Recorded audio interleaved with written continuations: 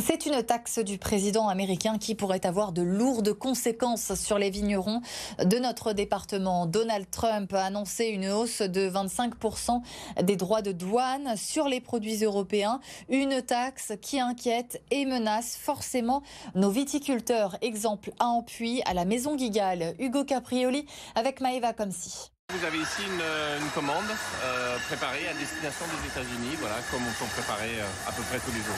Une commande quotidienne bientôt remise en question.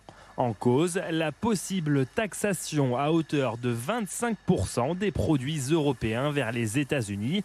Une décision loin d'être sans conséquences pour les vignerons du Rhône. On craint, je dirais, que des structures plus petites et des vignerons de taille petite ou intermédiaire souffrent beaucoup de ces taxes qui sont de véritables freins à l'exportation de nos produits. Nous sommes un peu la variable d'ajustement, donc quand il y a des mesures de rétorsion ou des choses qui sont mises en place pour pénaliser ou punir un pays, c'est souvent les vins et spiritueux. Ici, 10 millions de bouteilles sont produites par an, dont la moitié dédiée à l'export. Surtout, 25% des commandes partent vers les États-Unis. Alors, face à des enjeux très importants, c'est toute une profession qui tente de trouver des solutions. Pourquoi est-ce qu'on ne met pas à zéro les spiritueux et les vins américains en Europe, et de la même façon, pourquoi est-ce qu'on ne mettrait pas à zéro les spiritueux et les vins aux États-Unis? Et c'est tout à fait entendable dans l'administration de Trump par rapport à l'équilibre souhaité sur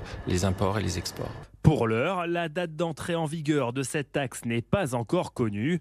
Les professionnels du secteur espèrent toujours un accord.